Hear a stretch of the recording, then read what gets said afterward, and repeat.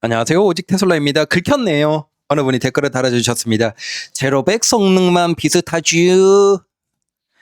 제로백 최대 출력 이외의 기계공학적인 노하우는 아직 한참 멀었죠. 그게 여전히 독일 차들을 건재하게 하는 이유들이기도 하고 라고 댓글 달아주셨습니다. 심하게 긁혔네요. 아우 피부 일어나겠어요. 그래서 얘기를 한번 해보죠. 저도 뭐 기계공 공돌이 출신입니다. 근데 테슬라 차량을 놓고 기계공학적인 노하우 잘 모르겠네요. 도대체 어떤 부분을 얘기하는지 모르겠습니다. 저는 뭐 나이는 이제 들어있고 스쿠프 세대죠. 제가 이제 차 타기 시작하고 자동차에 관심을 가질 때 오토라는 게 이제 막 나오던 오토 미션이. 그래서 야 그거 몇만만 타면 미션 저거 갈아야 되는, 야 말이 돼 그게 자동으로 된다고? 뭐 그런 수준의 생각에서 자동차를 시작을 했습니다. 그리고 자동차가 빨리 달리기 위해서는 첫 번째는 돈이 들고 두 번째는 그냥 법을 쌩까야 되죠. 그래서 미친 듯한 골뱅이 같은 거, 심지어 그런 것도 싸구려 같은 거 막 이상한 거 막 어떻게든 세팅해서 집어넣고, 그다음 머플러 뭐 있습니까? 뭐 중통이나 뭔가 촉매 이런 거 개뿔이라고 하세요. 그냥 다 뜯어내고 그냥 방방거리고 동네 다니면서. 몇십 년 전이니까 상관없겠죠. 양해 부탁드립니다.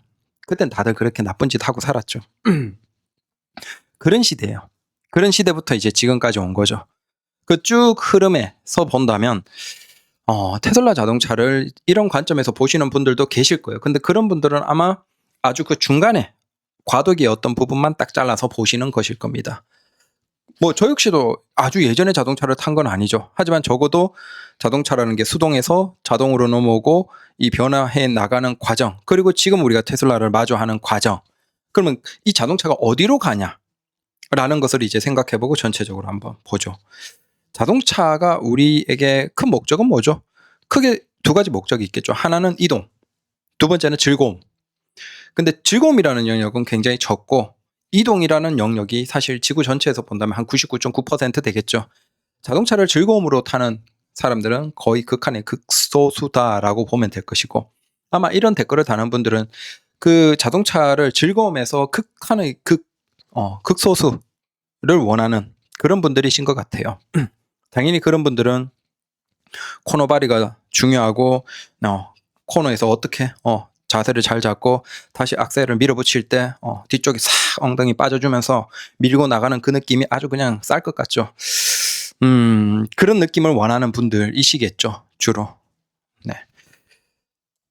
자, 이거는 뭐냐면 독일의 니르부르크링의 랩타임 기록입니다. 우리가 뭐 다른 걸로는 이게 기계 공학적으로 뭐 코너바리가 뭐 해봤자 우리가 뭐 하겠어요? 그걸 객관적으로 증명할 수가 없으니까. 그래서 그 어떤 것보다도 아주 험난한 저 니르부르크링의 랩타임 기록 정도면 충분히 그 자동차의 어떤 기계적인 부분에 대해서 우리가 논할 수 있다라고 생각이 됩니다. 객관적인 자료를 바탕으로, 주관 말고. 자, 이 성적을 바탕으로 한번 보시죠. 자, 일단 일반적인 자동차들 중에서 가장 상위권에 아주 특별한 뭐 경기용 차들 말고 제외하고 일반적인 우리가 살 수 있죠. 돈이 없어서 그렇지 살 수는 있어요. 그런 자동차들 경매에 나오거나 한정판으로 나오거나 그 자동차들 중에서 이제 랩타임들을 쭉 보면 이게 예전 것들이지만 일단 상위권은 어떻습니까? 6초대. 중후반의 경우 대부분 저기 보시면 무게 중량을 같이 해놓은 이유가 이게 그냥 이제 다 털어버린 차냐 아니면 슈퍼카냐 아니면 이 차의 성격이 뭐냐라는 그 의미입니다.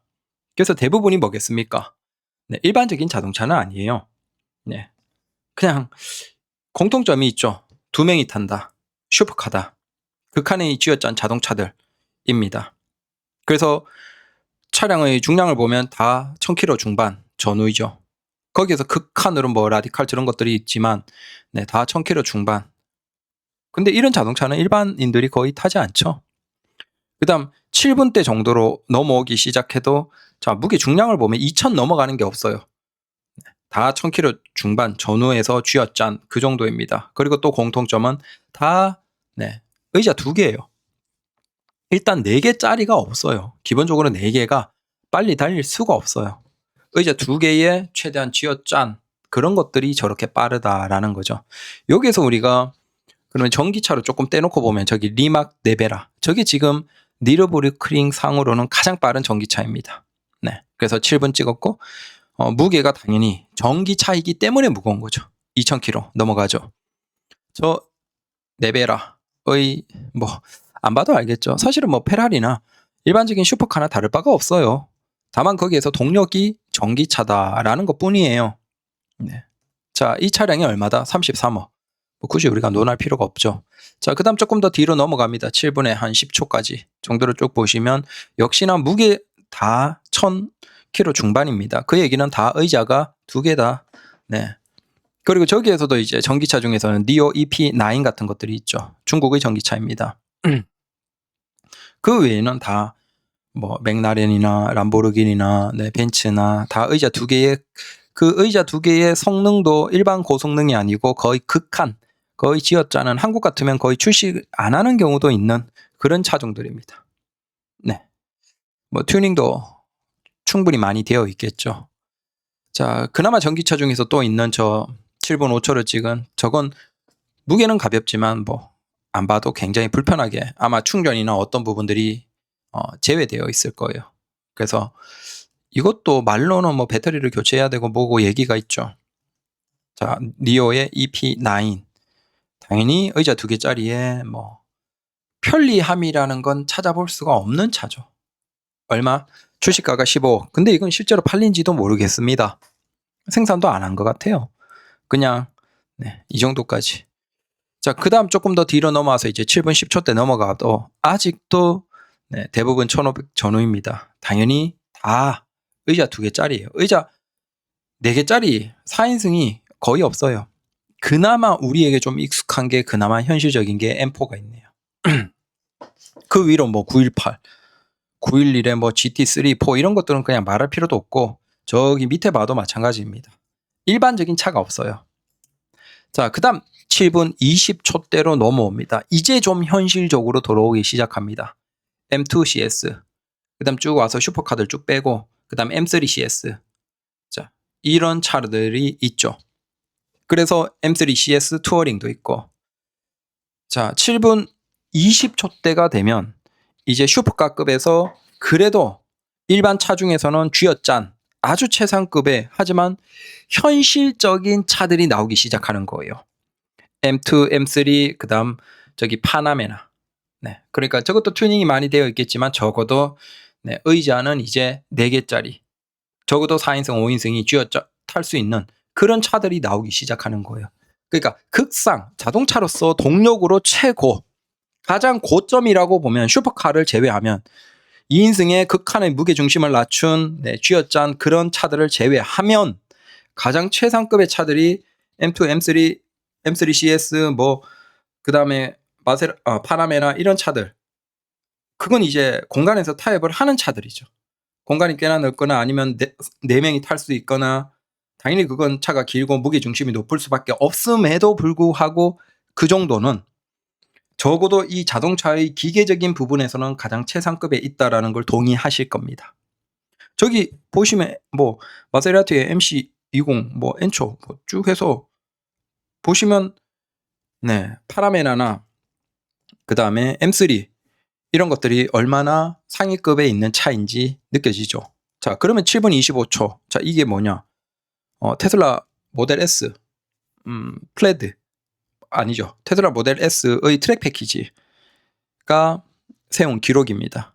사실 최근에는 세우면 더 빠르겠죠. 근데 굳이 하지 않았죠. 그 한참 이제 막 경쟁을 했을 때가 있어요. 몇 년 전에. 그때 7분 25초 정도 찍고 마무리를 했습니다. 그 이상으로 나가지 않았고 그 뒤에 압도적으로 비슷한 성능을 내줬던 게 죄송합니다. 여기에서 앞에 빼먹고 갔네요. 타이칸이 있죠. 7분 10초대. 그러니까 타이칸이 최고 기록이 7분 7초인가 정도까지 찍었죠. 여기에서는 아마 없을 겁니다. 기록상으로 옛날 거라서. 그래서 타이칸이 지금 현실적인 의자 4개짜리 전기차 중에서는 가장 빠릅니다. 아주 예외적인 뭐 네베라 저런 차들 제외하면 가장 빠른 당연히 기계적으로 가장 완성도가 높다라고 볼 수 있겠죠. 그건 포르쉐니까 그 정도까지 한 것 같고, 타이칸의 터보면 가격은 뭐 안 봐도 비싸겠죠. 일반 타이칸이 아닙니다. 자, 거기에서 조금 늦은, 그리고 일반적인 내연기관 자동차 중에서 최상급에 있는 자동차들과, 그러니까 의자 4개 기준으로 비슷한 수준에 있는 차가 지금 테슬라 모델 S 트랙 패키지 단차입니다. 그게 몇 년 전의 가격 정도로 본다면 가격상으로 대략 한 1억 중반 정도 됐겠죠. 네.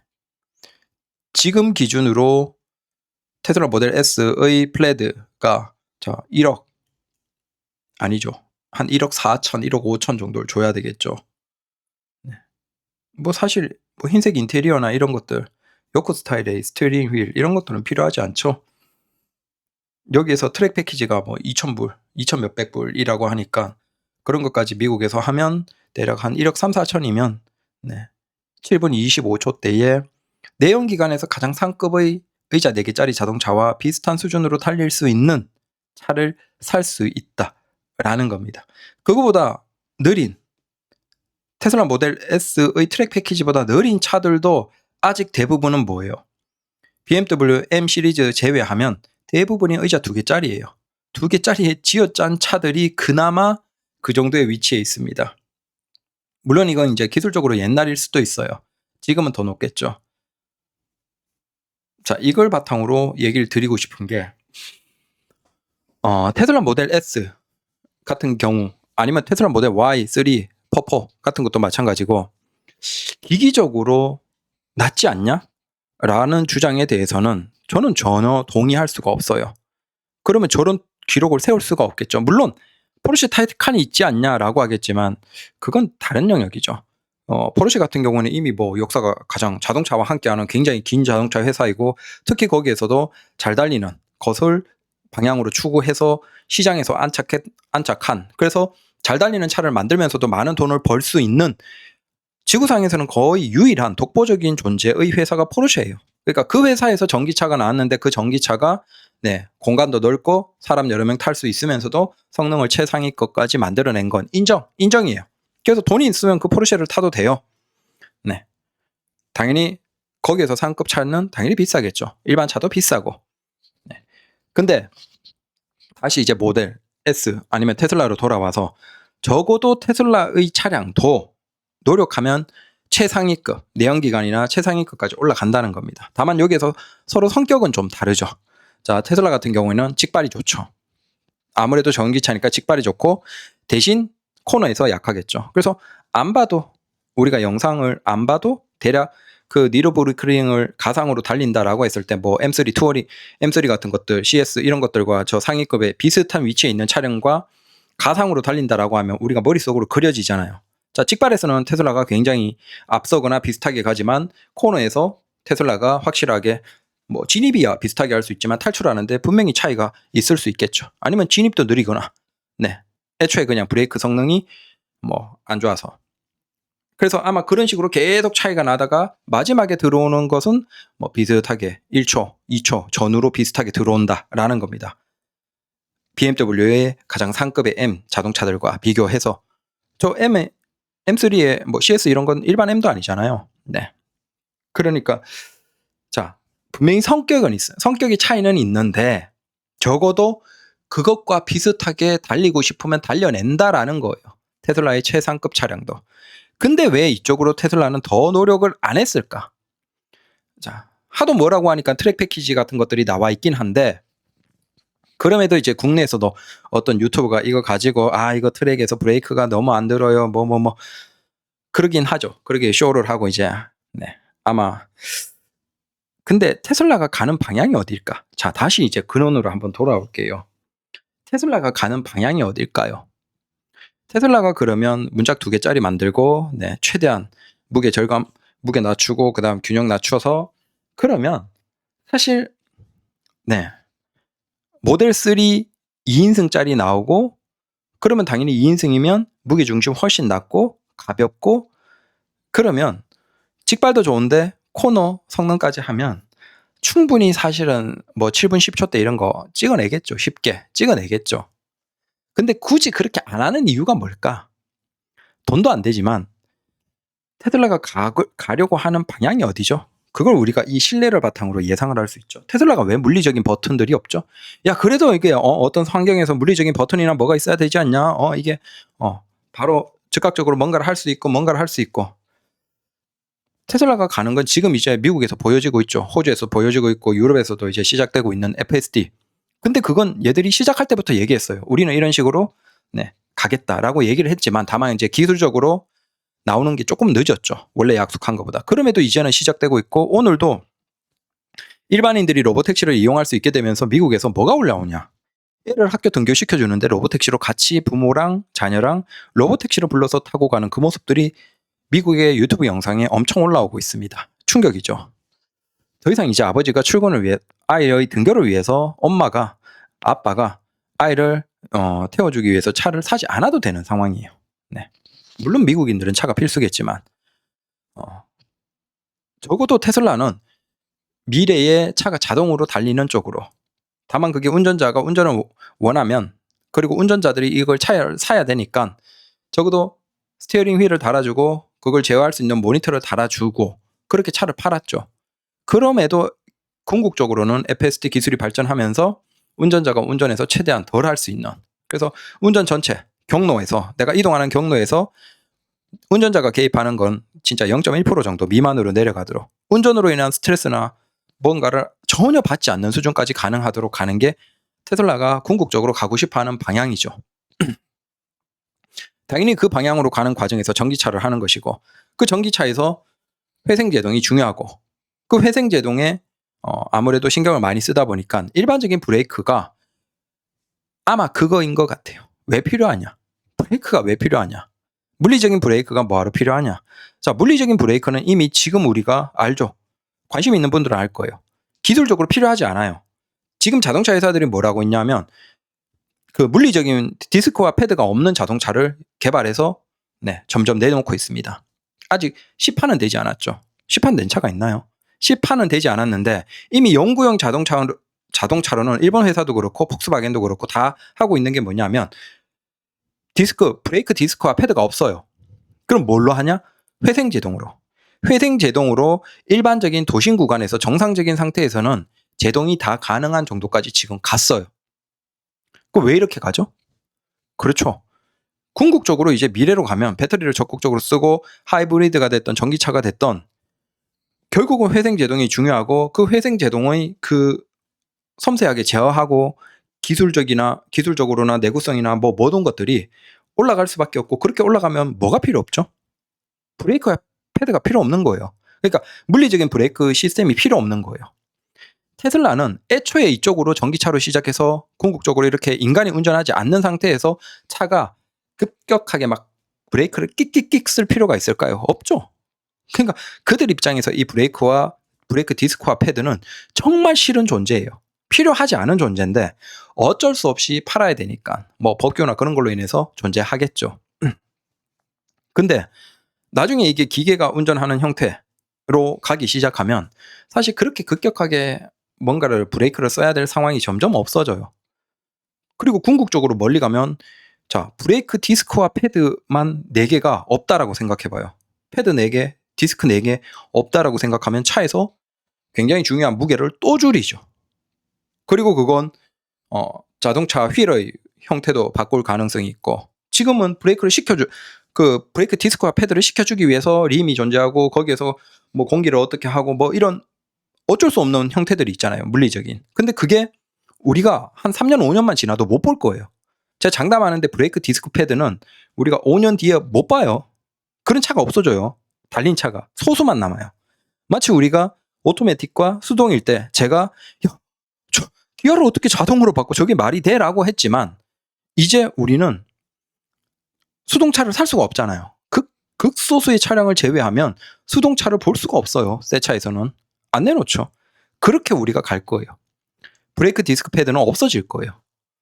당연히 회생제동 기능만으로 브레이크가 대부분 도심에서는 아무런 문제가 없어요. 다만 그건 어떤 환경, 극한으로 브레이크를 쓰는 환경에서는 안 되는 거예요. 자, 그러니까 테슬라 입장에서는 궁극적으로 이렇게 자동으로 가고 도심에서 이렇게 일반적인 환경에서 차가 주행하고 전기차이고 효율을 위해서 노력하는 이 과정에서 브레이크와 브레이크 시스템에 대한 연구 개발을 많이 할 필요가 있어요, 없어요? 없는 거예요. 얘들 입장에서 그건 그냥 이거 왜 해야 돼? 근데 팔려면 이제 법규로 이걸 있어야 되고 제동하는 뭔가 기능이 있어야 되고 뭐 그렇겠죠. 그러니까 이걸 그냥 달아놓은 거지. 사실 얘들 입장에서 이건 그냥 짜증나는 거예요. 달기 싫은데. 그래서 그러니까 얘기 드리는 게 그거예요. 테슬라 입장에서 이 브레이크 시스템은 간절한 게 아니에요. 중요한 게 아니에요. 근데 반대로 포르쉐는 어때요? 포르쉐나 BMW M이나 이런 차들은 극한의 빠르게 달리는 것이 가장 상급에 있는 회사들이에요. 그러니까 걔들은 브레이크 시스템 같은 것들이 잘 되어 있죠. 가속에서는 물리적으로 전기차보다 느리지만 코너에서 굉장히 유리함을 취할 수 있다는 거예요.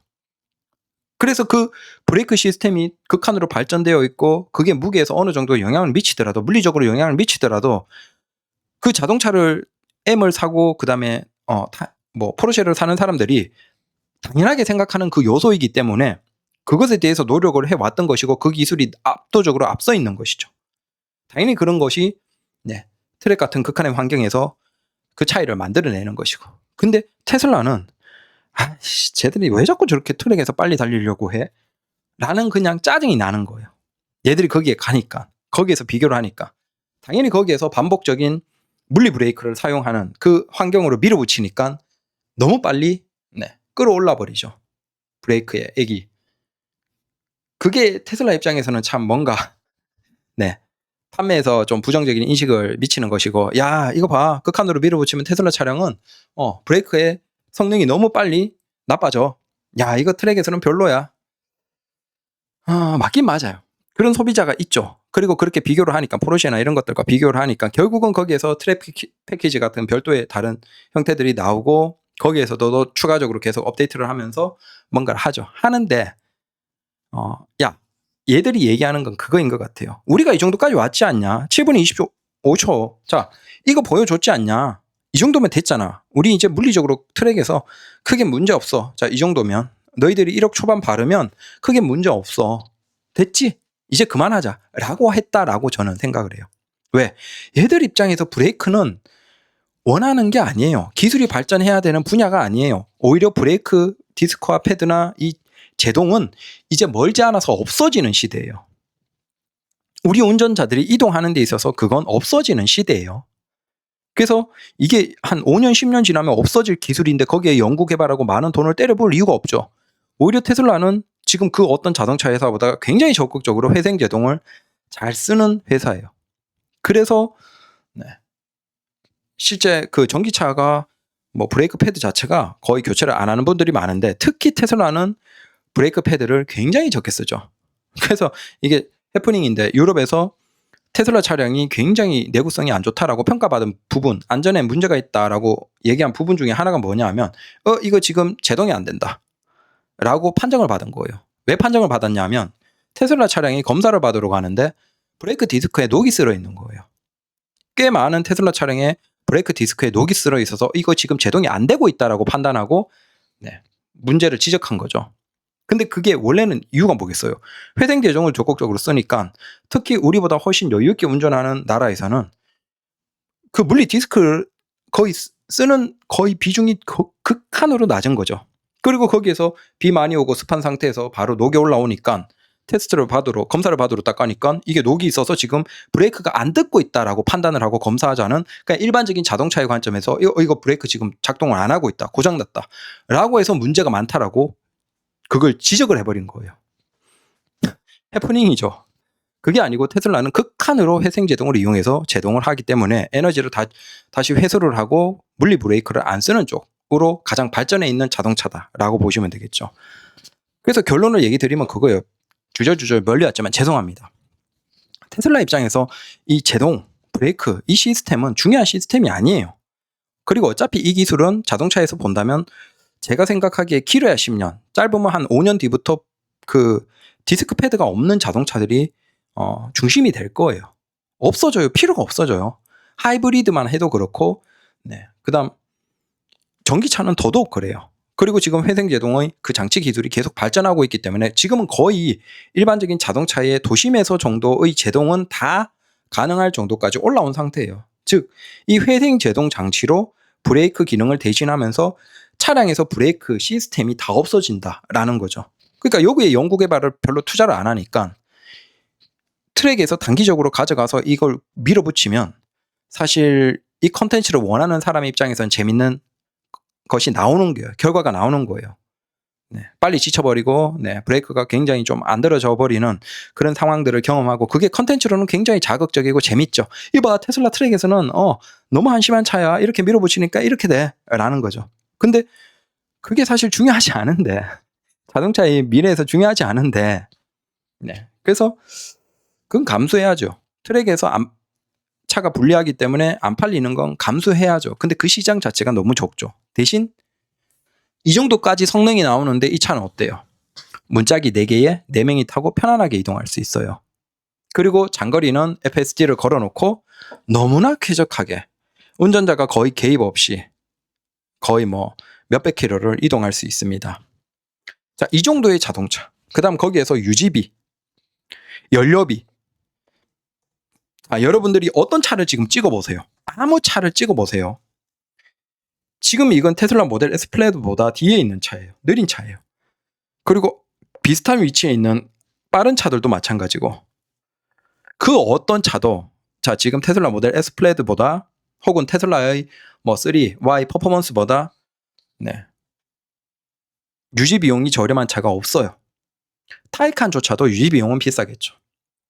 마찬가지로 테슬라 모델 S 플레드나 테슬라의 차량 상급보다 유지비, 그 다음 기본 가격 저렴한 게 여기에 여러분들이 그 어떤 차도 찾아볼 수가 없어요. 이게 지금 테슬라보다 느린 차라고 뽑힌 차예요.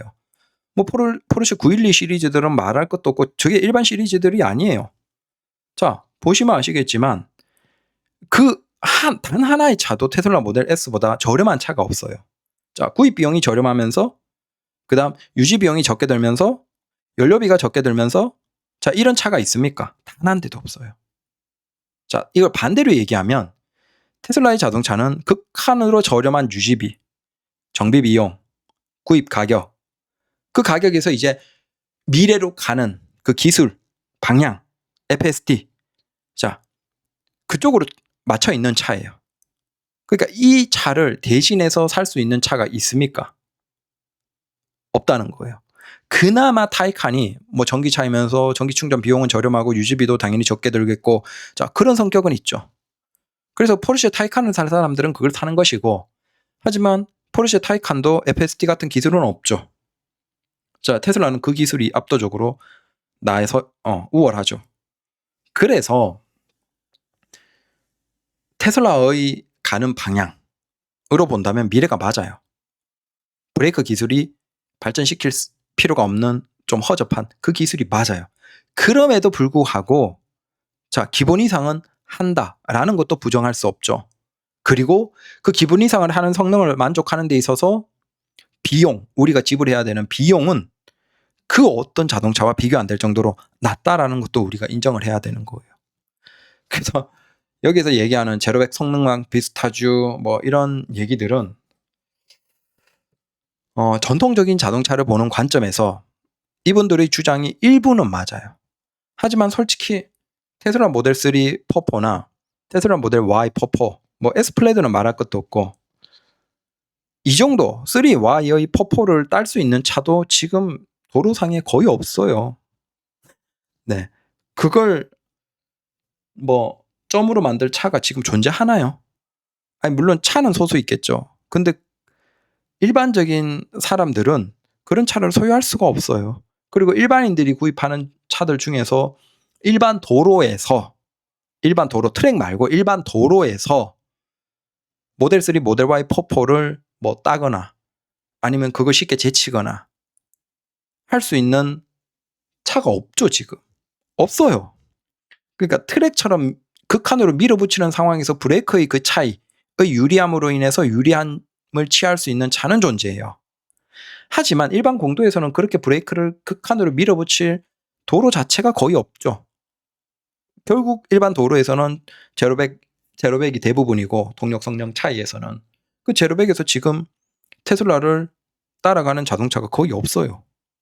그리고 비슷한 차들이 있죠. 그 비슷한 차량들은 어떤 문제가 있어요? 비용이 넘사벽으로 많이 들어가요. 구입 비용, 그다음 유지 비용. 이 모델 3 퍼포, 모델 Y 퍼포보다 극한으로 비교 안 될 정도로 많이 지불을 해야 되죠. 자, 그래서 그러면 이 정도까지 만들어내는데도 불구하고 이 차들을 기계적으로 노하우가 멀었다? 제가 잘 모르겠습니다. 도대체 어떤 부분을 얘기하는지 잘 모르겠어요. 혹시 독일 차들의 코너바리에 대한 환상이 있는 게 아닐까? 라는 생각이 듭니다. 근데 앞으로 시간이 가면 독일 차들도 거기에서 발전이 이미 끝난 거예요. 걔들은 내연기관의 발전은. 끝났고 걔들도 넘어와야 되는데 그 넘어오는 과정에서 차이를 만들어내지 못하는 그 독일 차들이 선택을 받을까? 차라리 그냥 아이오닉 5N 같은 걸 사죠. 저 같아도 솔직히 테슬라라는 선택지가 없으면 차라리 그 M3나 이런 거 살 바에는 M3가 만약에 전기차로 나오는 그 형태, M5도 전기차로 나와 있는 그 형태로 살 거면 차라리 그냥 아이오닉 5N 중고 사서 탈 것 같아요. 그냥 달리는 것만 생각한다면 그게 훨씬 낫지 않나? 합리적이고 굳이 많은 돈을 저렇게? 그럼 하차감? 그 하차감을 위해서 글쎄요. 그 하차감이라는 게 결국은 압도적인 우월한 뭔가를 바탕으로 이루어져야 되거든요. 그러니까 슈퍼카들이 하차감이 있는 이유는 그 슈퍼카는 일반인들이 접근할 수 없는 엄청난 동력 성능을 보장해요. 그 보장하는 것을 바탕으로 우월한 뭔가가 있죠. 아우라가 있죠. 거기에서 우리가 하차감을 느끼는 건데 이제는 M3나 M5 같은 차들이 빠른 차가 아니에요. 사실은 좀 느린 차예요. 느린 차. 오히려 테슬라 모델 3나 Y 퍼포 같은 것들 합리적인 비용을 지불하고 훨씬 동력 성능이 빠른 걸 살 수 있어요. 그러니까 느린 차이니까 이제 당연히 예전 같은 그 배지발 하차감도 없죠. 압도적인 우월한 뭔가가 없으니까. 그러니까 생각이 달라지는 거죠. 옛날이면 야 M3 우와 M5 우와 AMG 우와 했는데 이제는 그거 느린 차 아니야? 그냥 느린데 그거 뺐지. 많이 팔라고 하는. 그래서 아무데나 AMG, M 다 남발하고 있잖아요. 자기들도 그걸 아니까.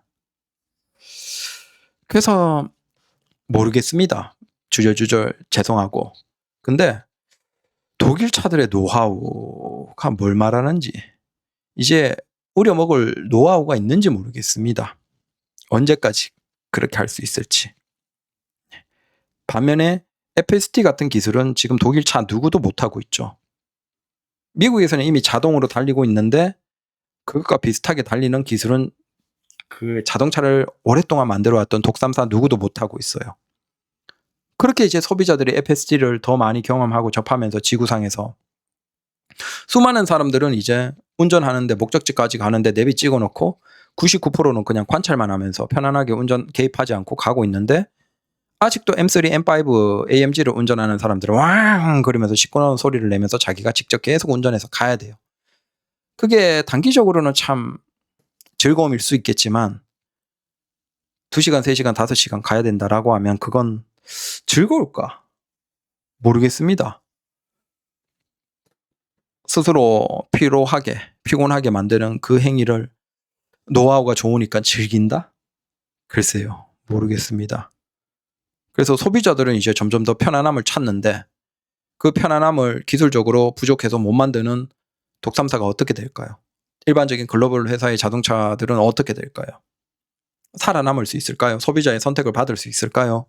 저는 어려울 거라고 보는데요. 물론 소수의 사람들은 그걸 소장하기 위해서 M을 사고 AMG를 사겠지만 고성능의 아이오닉 5N 같은 걸 사겠지만 문제는 이제 다음 차원으로 넘어가고 있다는 거예요. 자, 게임에서 다음으로 넘어가고 있어요.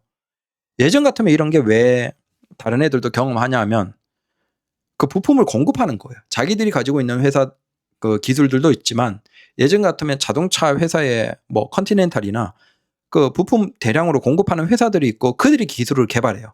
그 기술을 개발하고 그걸 자동차 회사와 어느 정도의 협력을 통해서 적용시키죠. 그래서 그게 한 세대 넘어가면 시간은 조금 느리지만 다른 회사들, 일반적인 자동차 회사들도 다 그 기술을 적용해요. 그래서 대부분의 자동차 회사들이 기술이 다 비슷한 이유가 그거죠. 그게 직접 개발하는 건 사실 소수고 부품 공급 회사들이 다 제공을 하니까. 근데 FSD 같은 기술은 지금 공급을 안 하거든요. 그래서 이 기술이 격차가 벌어지고 사람들이 깨닫는 상태에서 왜 BMW, 아우디, 벤츠는 FSD처럼 목적지까지 가는데 사실상 99%를 차량이 직접 운전하는, 자동으로 운전해주는 기술이 없는 거죠? 아직은 질문이 안 나오죠. 경험을 못하니까. 근데 경험하는 소수의 사람들이 있어요. 이게 이제 나중에 다수가 됐을 때 그 질문을 던져요.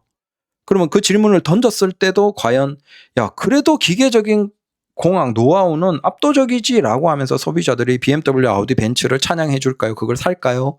아니면 이제는 얘들이 너무 공돌이 관점이구나, 안 되는구나 라고 생각하고 그러면 나도 편안하게 가야지, 99%는 운전 안 해야지 라고 하면서 브레이크 디스크 패드가 없는 테슬라를 살까요? 저는 테슬라를 살 거라고 봅니다. 인간은 단 한 번도 불편함으로 간 적이 없어요. 인간은 항상 불편함에서 편리함을 추구하고 갑니다. 많은 비용을 지불하면서까지도 단 한 번도 역으로 간 적이 없어요. 그럼 자동차에서도 이제 내가 운전을 안 하고 적게 할 수 있는 그 곳이 동일하거나 더 저렴하게 비용을 내고 할 수 있는데 굳이 불편하게 운전을 한다? 글쎄요. 인류의 과거 역사에서 보면 단 한 번도 그렇게 간 적이 없습니다.